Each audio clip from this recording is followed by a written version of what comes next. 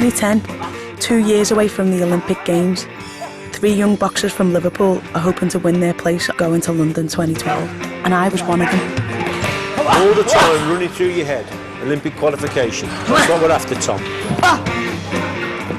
The greatest prize you could get in amateur boxing is a gold medal from the Olympics. Are you going to get one of those? Hopefully. It's also the first time women's boxing will be included in the Olympic Games. I've always watched the Olympics and thought, how can I get myself there? Hopefully now I can get there. If Tasha hit you clean on the chin, I don't care who you are, you're going to feel that. Imagine having the chance to make history. This was our chance. I've got tunnel vision, I can see what I want and I want to get it.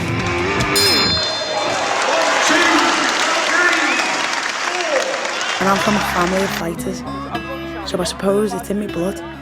Everyone in England, when we were brought up, hated Liverpool. So, no, you kind of you develop a little bond, and we all stick together. Wherever you go in the world, we stick together.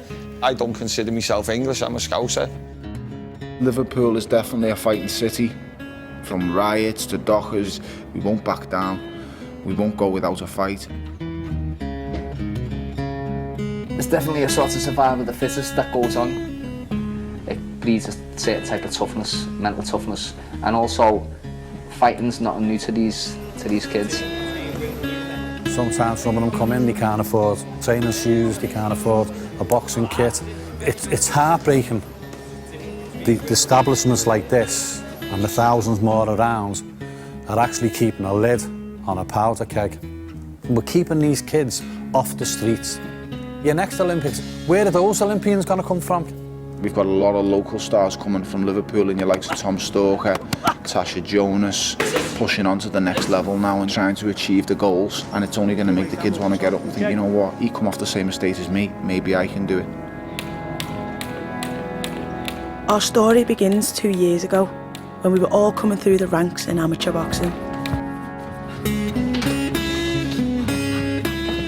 My mate Jazza built a boxing ring in his mum's flat out of chipboard and Tesco bags. Your chance is pretty good of achieving a medal in the Olympics, hopefully gold. That's what you want, innit? That's what I'm training for, the Olympics. What stands in your way then, do you think? Experience, need more experience. Need to get more international experience, a bit more mature. And hopefully I can go there. He was training up there every day above the bookies in the bargain booze shop. Olympic glory seemed a long way away. About 12, something like that in school, I was fighting a lot, getting into trouble. Just one day, I just got up and went to the gym. So once the bell went, I just loved it. Couldn't wait to get back in for my second fight and my third fight. Been boxing ever since. Now there's a kid that's really come from nothing, but what a kid. Great balance, fantastic attitude, and I'll tell you what, my tip for the top, Jazza Dickens. It was Jazza's first big test, the ABA All-England Finals. If he won this fight, he'd cement his place on the extended British squad of 30 boxers. 10 of those would get picked for the Olympic team. It's my life. I live boxing. Go jogging every Saturday night because I know everyone else is out drinking in town. I live boxing. There's nothing else I want to do.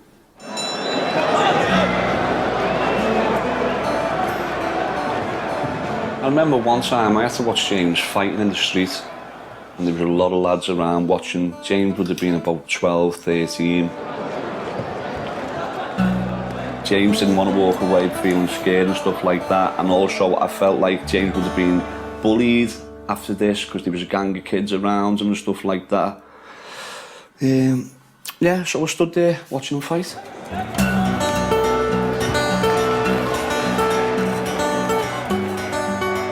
It's shameful to say, but I'm glad to say I watched my son fighting with another boy. Yeah, I did do that, yeah, but it's okay.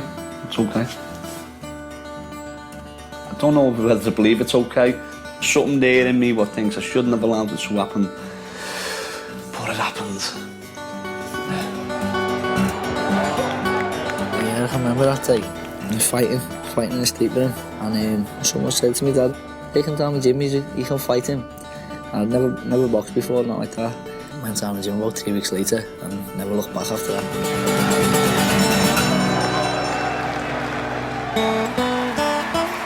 Did he win it? He won it, yeah. Yeah, he did win it, yeah.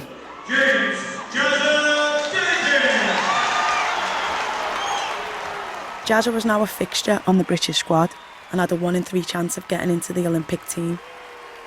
Back then in 2010, if he wasn't training at his mum's flat, he was down at Franahan's gym. It wasn't exactly state of the art. This is our gym. This is our spiritual home. And this is Father Arthur.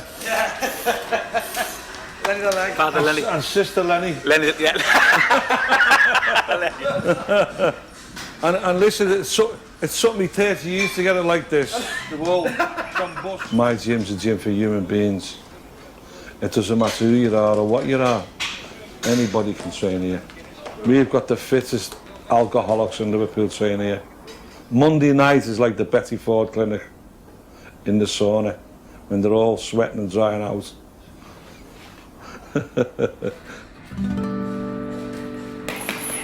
Sugar Ray Leonard, look, come on, Lenny. You know, if you're at a party and you see someone you like, immediately you hit it off with them. Well, Jazza was like that. When he came in, he was the only kid I'd take on the pads. I'd help other kids out, but you knew right away there was an attraction there. Jazza's exceptional in his own way. He started coming in on the Tuesdays and Thursdays, and I started just giving a bit of little coaching and that, little bit of mentoring. He's really maturing now.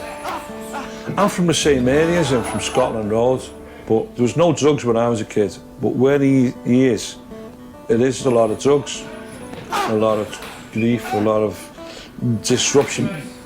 He's drawn strength from that, I think, because if you keep getting knocked down, you keep getting up, after a while, you learn no one's going to knock me down. I'd put him in the ring and I'd think, you're going to be the machine gun to keep him down. That's how good he is. And he's only learned that through his life. You must give this kid so much credit. Boxing saved him, I think, you know, you can't help but be proud of him.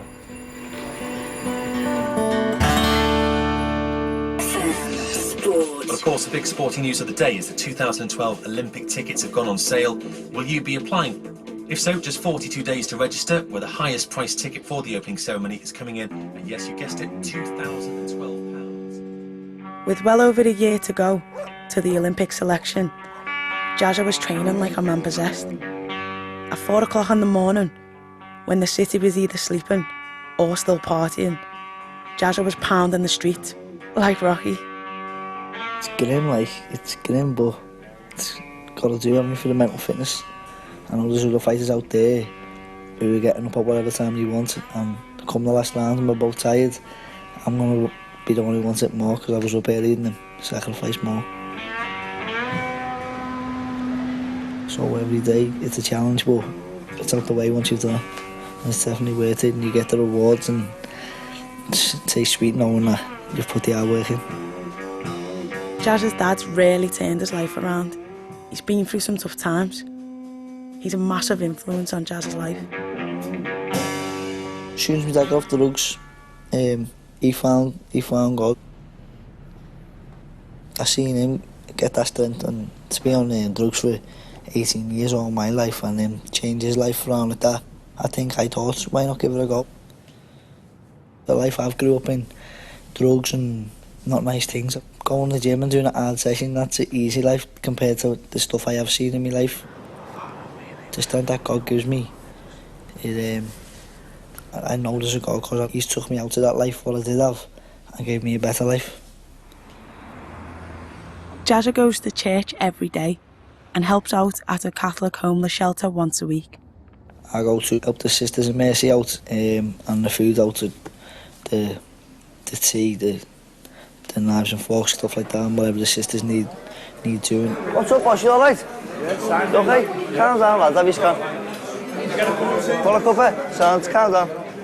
To be a boxer, I think it's a similar lifestyle to being a priest, because you got to sacrifice women, you've got to sacrifice late night. I think people think, oh, he's part of the God squad, he's lost his marbles and stuff like that, but it's not. It's very powerful within yourself, and if you could find that love, you know, within yourself, make yourself a better person. There's two ways people who go through bad things in life. There's people who can follow what they've seen in their life and do it themselves, or you can make a better life for yourself. And I believe, for me, that's down to being loved. As a kid, I didn't have the best of things. Everyone else had more than me. I had to hide things, you know, couldn't open up to people. But I feel that the determination inside me to do what I do now is from love.